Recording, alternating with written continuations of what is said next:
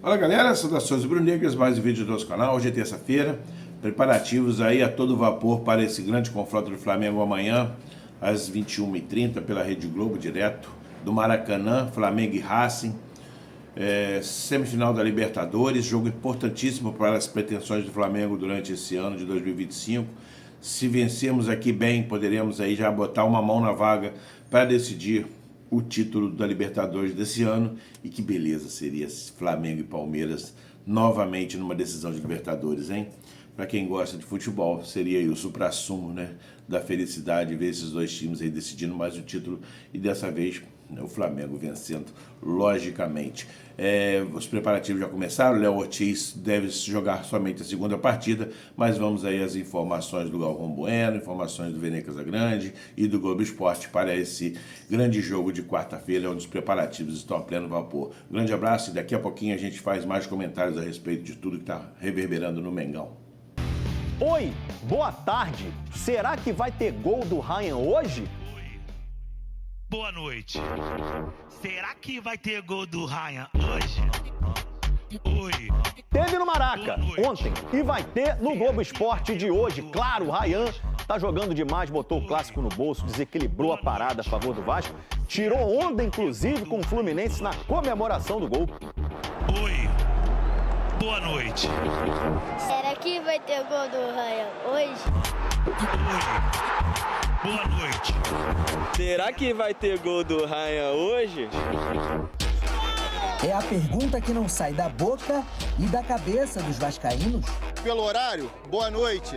Será que vai ter gol do Ryan hoje? Melhor que ela, só a resposta. Será que vai ter gol do Ryan hoje? Oi. Muito feliz por ele, é um grande jogador, um craque, nossa joia. Ver ele performando dessa forma é muito bom para todo mundo que vive o Vasco. O fator de desequilíbrio no clássico. Puderam encontrar os goles em momento justo. Eles encontraram os gols nos momentos certos do primeiro tempo e do segundo tempo. Não foi por um domínio, simplesmente pela aparição de um jogador que desequilibra qualquer tipo de defesa. Genera um desequilíbrio a qualquer tipo de defesa. Poderia ter sido Germancano. O argentino perdeu ótima chance, cara a cara com Léo Jardim, bem no comecinho, aos 3 minutos de jogo. Os 15 minutos iniciais foram de domínio tricolor, até Felipe Coutinho colocar a bola no chão e o controle mudar de mãos. Paulo Henrique voltou da seleção grandão. Foi ele quem roubou a bola e começou a jogada do primeiro gol. Tabela com Nuno Moreira até chegar em Ryan. Oi. Domínio, giro cercado por 2 e chute fulminante. Boa noite. Será que vai ter gol do Ryan? Um clássico de quem só tem 19 anos. Boa noite. Será que vai ter... O desvio em Freitas tirou o Fábio da jogada. Ele é um jogador que tem que estar no radar de Copa do Mundo. O Ryan de hoje, ele tem tudo para o dia amanhã ser melhor que o de hoje, porque ele está crescendo cada vez mais. Ele é um jogador muito especial. Ryan tem um quê de moleque peladeiro, destemido e provocador. No primeiro turno, comemorou o gol do João Vitor, mostrando a letra C para a torcida do Fluminense. Dedo na ferida tricolor da terceira divisão. Dia desses, aqui mesmo no Globo Esporte, disse que fugiria de polêmica. É do jogo, mas não vou fazer de novo. Só que é mais forte que ele. 16 gols no ano, 6 nas últimas 6 partidas. Ele é um jogador ágil, um jogador canhoto, um jogador que dribla e um jogador que sabe construir. Ele é um jogador que chuta com muita precisão de qualquer lugar. Sem qualquer pudor ou, porém, com distância, o segundo gol começou com ele. Em mais um chute potente de fora da área, Fábio quis encaixar e espalmou mal. Andrés Gomes tentou, mas acabou travado. Nuno Moreira não desperdiçou. Vantagem aumentada. Aos 5 do segundo tempo, o Fluminense não teve forças. Falhou na tentativa de mudar o cenário. Gritos de olé, ouvidos antes mesmo dos 40 minutos. Maracanã com mais de 53 mil presentes, maioria vascaína, em festa. O Vasco chega a 3 vitórias seguidas no campeonato. Primeira vez que o time vence um clássico carioca desde a chegada do Fernando Diniz. De quebra, freia a perseguição do Fluminense ao G6 e começa a enxergar a zona de classificação da Libertadores. Eu acho que o Vasco era para ter posicionado mais acima na tabela, com certeza. Se a gente vai conseguir avançar mais, o tempo vai dizer. Mas o elenco, a gente tem um elenco muito bom. Nas Copas é preciso saber jogar um confronto de 180 minutos. Aproveitar os momentos.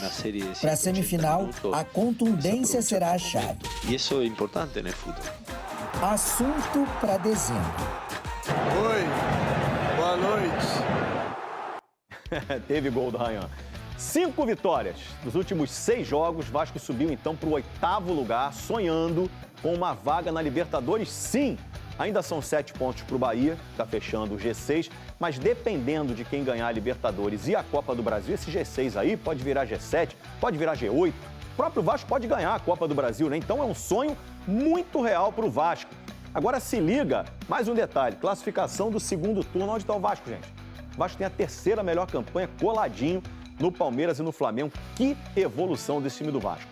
Você viu na reportagem, né? Zubeldia defendeu o Cano, só que a fase do Cano não é boa. Nos últimos 2 meses ou 13 jogos, ele fez 1 gol.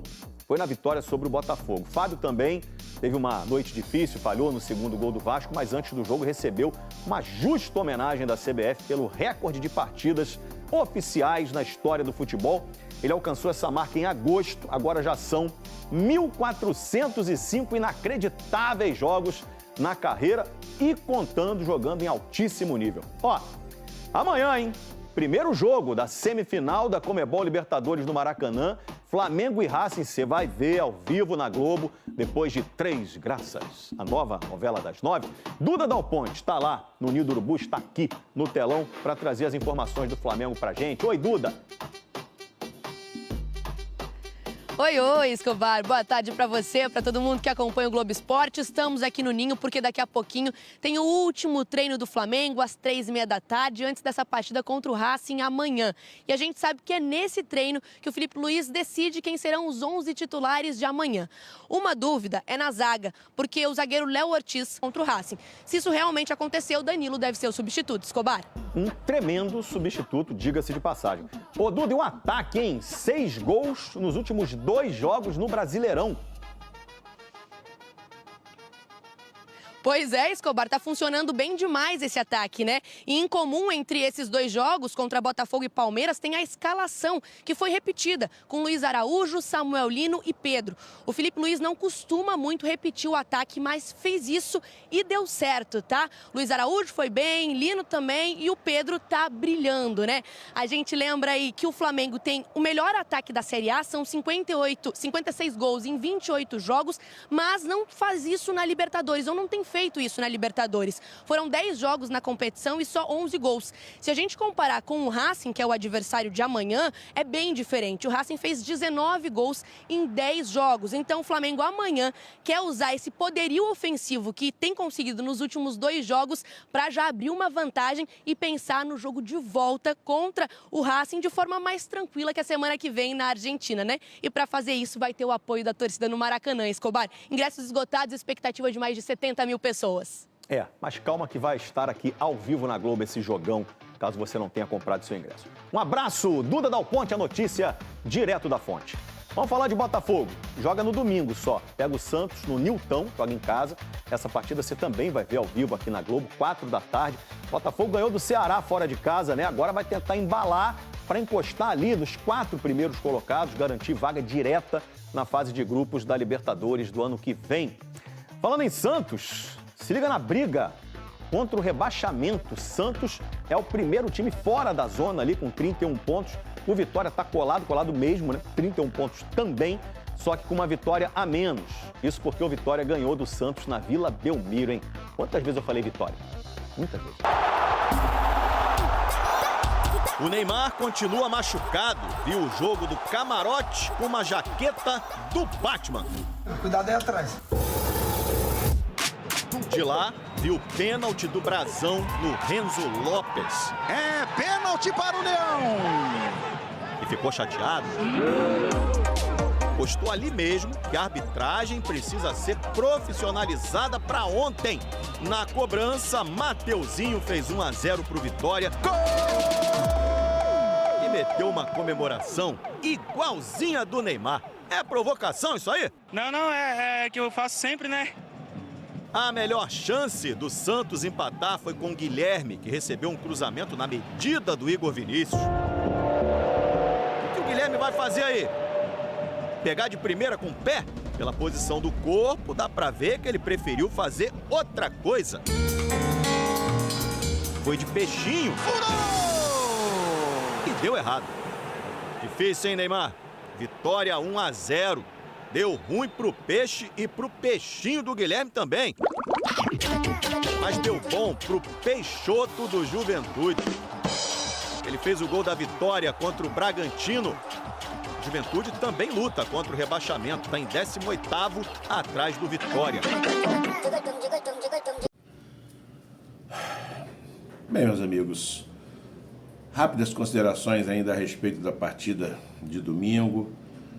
Já deixei claro aqui, no meu entendimento, que o pênalti existiu em cima do zagueirinho lá, da porcada. Jorginho, para mim, foi de uma infantilidade gigantesca, correu um risco gigantesco. O juiz não deu, o VAR não deu. Para mim foi o único lance polêmico, né, que houve um erro direto. Porque no mais tudo estava transcorrendo normalmente, todos os lances de contato foram lances normais, pelo menos para a partida do Wilton Pereira Sampaio, da forma como ele conduziu o jogo, e não tem choradeira, não tem reclamação. Quando a pênalti foi realmente, no meu entendimento, na minha opinião, respeito a opinião das pessoas, mas no meu entendimento foi pênalti, sim, deveria ter sido marcado, mas não foi. Então o problema é deles, não temos nada a ver com isso. E vida que segue. Estamos 61 pontos, uma vitória menos que o Palmeiras. E vamos aí aguardar o desenrolar do Brasileirão para ver o que vai acontecer. E olha, a sequência deles não tá boa não, tá? Pelo menos esses 5 primeiros jogos aí.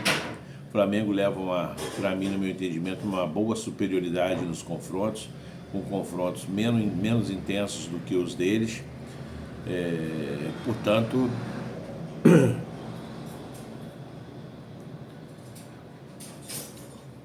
Vejo sim a possibilidade do Palmeiras estar perdendo pontos e o Flamengo não pode de forma nenhuma bobear, tem que jogar com esse ímpeto que foi contra o Palmeiras em todas essas 10 partidas que faltam pelo Brasileirão e aguardar o tropeço deles, que com certeza virá. E quando vier esse tropeço, que a gente esteja preparado para assumir a liderança e não mais largá-la aí até o fim, né, do campeonato. Disse aqui antes, e repeti, que o Flamengo precisava de ter uma gordura boa para poder queimar e não perder a liderança, mas infelizmente não foi o que aconteceu e acabamos perdendo a liderança aí num momento crucial, né, do campeonato. Mas vida que segue, estamos aí correndo atrás do prejuízo, nos desgastando mais ainda, mas são coisas que acontecem no futebol. Quanto ao Léo Ortiz, uma infelicidade, numa jogada despretensiosa, onde o Vitor Roque e o Jorginho acabaram caindo por cima do tornozelo do Léo Ortiz. A princípio eu achei uma coisa grave e que ele sairia de campo logo de imediato, ele ainda tentou ficar em campo, para mim é um erro, que deveria ter sido tirado no momento que estava no chão gritando de dor, porque mesmo com o médico atendendo e passando a aguinha milagrosa, ele não melhorou, continuou sentindo muitas dores, portanto foi um risco maior ainda e poderia ter se lesionado ainda de uma forma mais forte.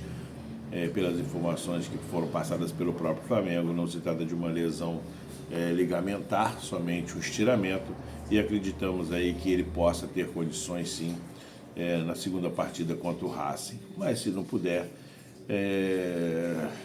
o Felipe Luiz tem aí, né, uma semana ou duas aí para poder estar treinando o time da melhor forma, para poder encaixar o Danilo numa condição que possam não acontecer erros que o Danilo já cometeu em partidas passadas, que o Flamengo não fique tão exposto na zaga a ponto de levar gols do Racing. Importantíssimo isso, o Flamengo não pode perder essa partida no Maracanã, não pode empatar, e de preferência que ganhe acima de 2 gols de diferença, porque senão vai ficar bem complicado lá no estádio do Royal Cilindro, né? Estádio do Racing, na semana que vem.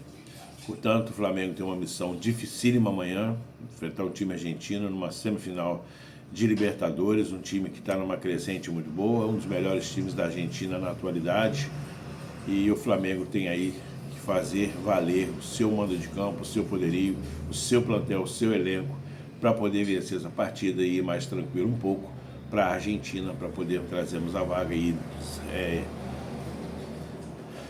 disputar, né, esse título de 2025, que seria muito importante aí para a nossa sequência aí dessa recuperação que o Flamengo está buscando aí um crescimento contínuo, visando poder ter uma estrutura melhor e fazer o seu estádio mais rápido possível. Coloco tudo no mesmo pacote. Outra informação que é bom a gente estar passando é aproveitar o bom momento do Pedro, colocá-lo ele como jogador-chave no time. Felipe Luiz não dá o braço muito a torcer, sempre deixa uma pontinha de dúvida a respeito da titularidade de Pedro, mas a gente sabe que alguns jogadores precisam dessa dúvida para poder estar sempre entregando o seu máximo, entregando aquilo que o treinador pede, que precisa, mostrando dentro de campo as oportunidades que se transformam em gol, em passes, em toques, em assistências, porque o centroavante vive de gol, vive de ajudar no ataque, vive de participar, né, dos gols, não só fazendo, mas também com assistência. E isso o Pedro tem feito de uma forma majestosa. Então se candidata aí a uma vaga na Copa do Mundo, e se continuar jogando mais pelo menos 3 a 4 partidas nesse mesmo nível, o nosso querido treinador da seleção, Carlo Ancelotti, será praticamente obrigado a chamá-lo para a seleção brasileira nesses 2 confrontos aí contra times da África. Portanto, Pedro aí com um pezinho na seleção, segundo fonte aí dos entendidos, que eu não entendo nada, né? Dos entendidos de futebol aí, vendo o que a gente, simples mortais, estamos vendo já há bastante tempo. Galera, amanhã a gente vai trazendo aí as últimas notícias do Mengão, para deixar vocês bem informados sobre tudo que está rolando nos bastidores do nosso querido Flamengo. Um grande abraço, nações rubro-negras. Valeu. Agora, galera, o Pedro se tornou o 7º maior artilheiro da história do clube, com 152 gols. Vocês têm noção disso? O cara joga muito. Ele tem 303 jogos com a camisa do Flamengo. Os maiores artilheiros da história do Flamengo: Zico, 508 gols, Dida, 253 gols, Henrique Frade, 214 gols, Pirilo, 209 gols, Romário, 204, cara, Romário fez muito gol, 204 gols, Gabigol, 161, Jarbas e Pedro estão juntos agora com 152 gols. Não é loucura imaginar que o Pedro vai passar o Gabigol, acho até que passa nessa temporada mesmo, e depois ele vai correr atrás do Romário, claro, ele ficando mais tempo no Flamengo. E ele falou sobre a titularidade dele no Flamengo, ele falou: isso é com o Felipe Luiz, o treinador é quem escolhe e escala. Eu, como sempre falo, procuro dentro de campo dar o meu melhor, buscar o gol, a assistência e correr pelos meus companheiros também. Isso depende dele, a minha função é dentro de campo, mas espero sim poder continuar nessa sequência de titularidade para dar o meu melhor ao Flamengo e seguir desempenhando bom futebol. Galera, eu particularmente acho que o Pedro deu uma aula de futebol contra o Palmeiras. Foi, assim, um Pedro que a gente não tinha visto, porque foi um repertório absurdo, em todos os sentidos. O primeiro gol do Flamengo, ele faz o pivô, nossa, ele tira o Fux para nada, e acha o Arrascaeta num passe em profundidade. No segundo gol, ele colabora também, sofrendo pênalti. E no terceiro gol, ele rouba a bola e depois recebe o passe para poder fazer o gol. Gente, foi um Pedro, assim, na essência de um atual, de um camisa 9 moderno, jogando muita bola. É loucura imaginar que se ele continuar jogando assim, ele pode servir a seleção brasileira na Copa do Mundo. Nenhuma loucura. Porque, para mim, ele é o melhor centroavante da América do Sul. E ele, aprimorando o estilo dele de jogo, que é algo que o Felipe Luiz sempre pedia, sem sombra de dúvidas, vai entrar no radar do Ancelotti. Então, acho que o Pedro está no caminho certo e, para mim, tem que continuar sendo titular nessa equipe do Flamengo. Se o campo fala, Felipe Luiz, tenho certeza que você vai manter o Pedro como titular. E galera, assim, só voltando no assunto do jogo, porque no meu vídeo pós-jogo eu disse que estava na dúvida se tinha sido pênalti ou não em cima do Gustavo Gomes. Eu hoje tenho uma opinião formada. Para mim foi pênalti. De verdade, analisando os lances, eu acho que o Jorginho empurrou sim o Gustavo Gomes e atrapalhou o zagueiro na hora de cabecear. Agora, dizer que o Flamengo só ganhou porque não teve esse pênalti, para mim é um absurdo. O Flamengo ganhou porque jogou muita bola mesmo, uma leitura de jogo absurda em todos os sentidos. Vamos voltar na rodada anterior, quando o Palmeiras foi beneficiado naquele pênalti não dado em cima entre o São Paulo e o Palmeiras. Inclusive o Palmeiras debochou nas redes sociais, dizendo, vai chover bastante em São Paulo, querendo dizer que a torcida tricolor estava chorando por conta disso. E na época os palmeirenses falaram, mas o Palmeiras virou o jogo por mérito do Palmeiras, não por conta disso. Mesmo argumento vale agora, mesmo discurso. O Flamengo ganhou o jogo, não foi por conta desse pênalti não dado. Até porque no gol do Palmeiras teve falta do Gustavo Gomes em cima do Arrascaeta. Isso também precisa ser dito, tá? Então, se teve erro de arbitragem, teve erro para os dois lados. Mas, só para voltar nesse assunto que eu falei que eu não tinha uma opinião formada, e para ser justo com todo mundo que me assiste aqui, hoje eu tenho uma opinião formada. Sim, achei que foi pênalti, mas o Flamengo ganhou graças ao seu desempenho. Mérito do time do Felipe Luiz. E não porque teve supostamente um erro de arbitragem. Vamos falar agora do Léo Ortiz, galera. Eu tenho ótimas notícias sobre o Léo Ortiz, ainda bem.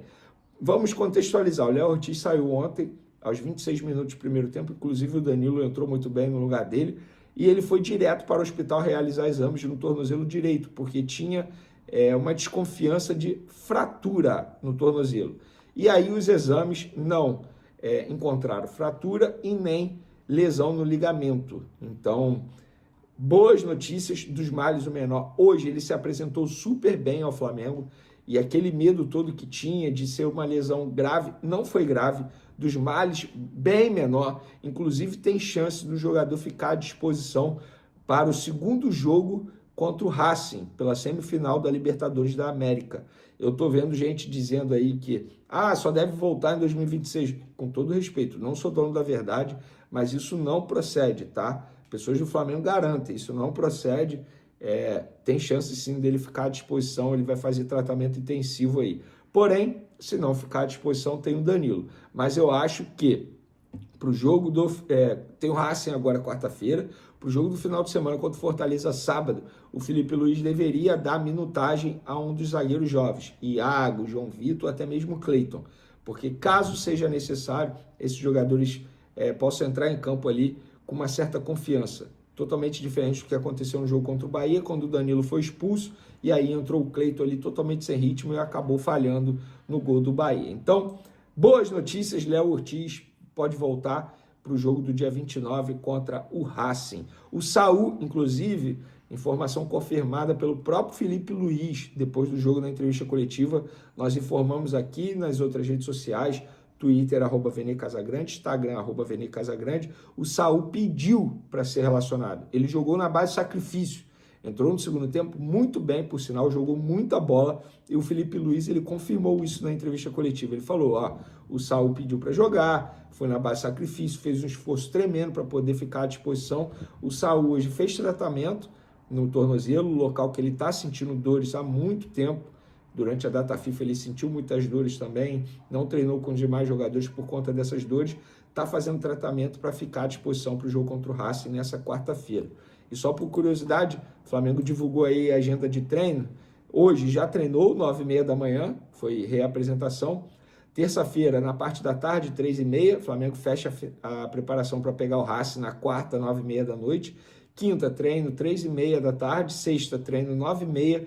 E a equipe viaja na sexta-feira à tarde para Fortaleza, local do confronto com Fortaleza no sábado, lá na Arena Castelão. E aí, no próprio sábado mesmo, depois do jogo, retorna ao Rio de Janeiro. E no domingo a gente vai ter atualização aí sobre como vai ser a semana que vem. Lembrando que na semana que vem o Flamengo pega o Racing fora de casa lá na Argentina. Então, semana importante, com jogos importantes e, se Deus quiser, com vitórias do Mengão. Valeu, galera! Da tabela. Tudo igual não tá, não. Tudo igual não tá, não. Tudo igual não tá, não. Tá na posição está na posição, porque o Cruzeiro tirou pontos aí. O Cruzeiro está 5 pontos atrás do Palmeiras, ele estava 8 pontos atrás. Ele fez os 3 pontos dele e o Palmeiras não fez.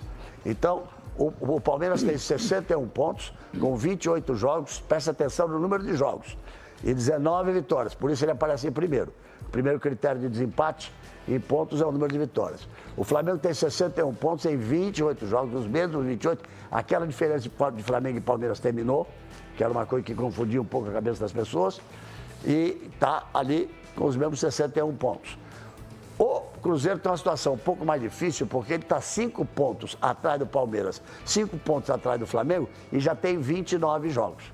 Tem 56 pontos, então são 3 pontos aí possíveis que ele pode perder em relação aos outros 2. E vem o fenômeno do Mirassol, que coisa espetacular, rapaz. Que coisa espetacular. 29 jogos, 52 pontos. Foi São Paulo ontem, né? 3-0, mas não toma conhecimento do adversário. É impressionante a campanha do Mirassol. É um encanto, absolutamente um encanto. Agora nós vamos lá no comparativo, que aí tudo igual no topo. Vamos ver? Palmeiras, 28 jogos, Flamengo, 28 jogos. Empatou. Palmeiras, 19 vitórias, Flamengo, 18 vitórias. Vantagem do Palmeiras. Palmeiras marcou 53 gols, o Flamengo continua sendo o time com o maior número de gols marcados, 56. Gols sofridos, o Palmeiras tem 26 e o Flamengo continua sendo o com o menor número de gols sofridos, com 15. Quer dizer, a única vantagem que o Palmeiras leva ali é aquela que acaba decidindo a classificação, quer dizer, porque já durante muito tempo, o Lucha, Falcão, vocês como jogadores, Ricardo, Rocha, durante muito tempo, e a gente metendo na boca mesmo, Bodão, Maurinaldo e eu, durante muito tempo o primeiro critério era o saldo de gol. Mudou recentemente, que era o saldo de gol. Se fosse aí no saldo de gol, o Flamengo estaria na frente. Mas tem 10 jogos para cada um, nós vamos mostrar os jogos que faltam. Faz tanta diferença assim, essa vitória a mais que o Palmeiras tem em cima do Flamengo? Quem é que quer falar? Pode falar. Faz uma pequena diferença, que na realidade não é pequena, porque se o Palmeiras não perder nenhum jogo, é campeão. Depende dele. A grande diferença, nós falamos no programa passado, que quando o Flamengo perdeu 6 pontos em relação ao Palmeiras, porque perdeu o jogo dele e o Palmeiras ganhou dele, não, o Flamengo empatou, sei lá. Não, nós falamos assim, o Flamengo não depende mais só de si. Agora, mesmo com o mesmo número de pontos, Lucha, o Palmeiras depende só dele. Claro que o Palmeiras, se ganhar, é o campeão. Se não perder. Então o Flamengo tem que esperar que o Palmeiras perca. Agora, não dá para cravar que o Palmeiras vai ganhar todos os jogos. Do jeito que está o campeonato, velho, vamos mostrar já. Não tem chance. Do jeito que está o campeonato, para todo mundo ganhar 10 jogos em seguida, é difícil, não é, Ricardo? Muito difícil. Eu vejo, é o seguinte, Galvão, o Flamengo teve 2 jogos que foram fundamentais, que é o clássico com o Botafogo e a vitória do Palmeiras. Foram 6 pontos. E a gente, quando falou aqui, tinha dúvidas. O jogo contra o Botafogo, e o Flamengo ganhou jogando bem e ganhou jogando bem contra o Palmeiras. Me permita dizer que foram 9. Os 3 pontos em cima do Botafogo, um clássico da tradição. Você veja que o Bahia faz uma campanha belíssima, muito melhor que a do Vitória, que está brigando, está na zona do rebaixamento. No clássico do Bavi deu vitória em cima do Bahia. Clássico é clássico. Exato. É outra coisa. Mas eu falo em 9 pontos, foram 3 em cima do Botafogo e 6 no jogo com o Palmeiras. Se o Palmeiras ganhasse ontem, teria feito 6 pontos em cima. Não é isso, Lucha? Assim, eu acho que vai acontecer muita coisa, mas o Palmeiras tem uma vantagem. A vantagem sempre pode dar uma conquista de campeonato, você tem que trabalhar com ela.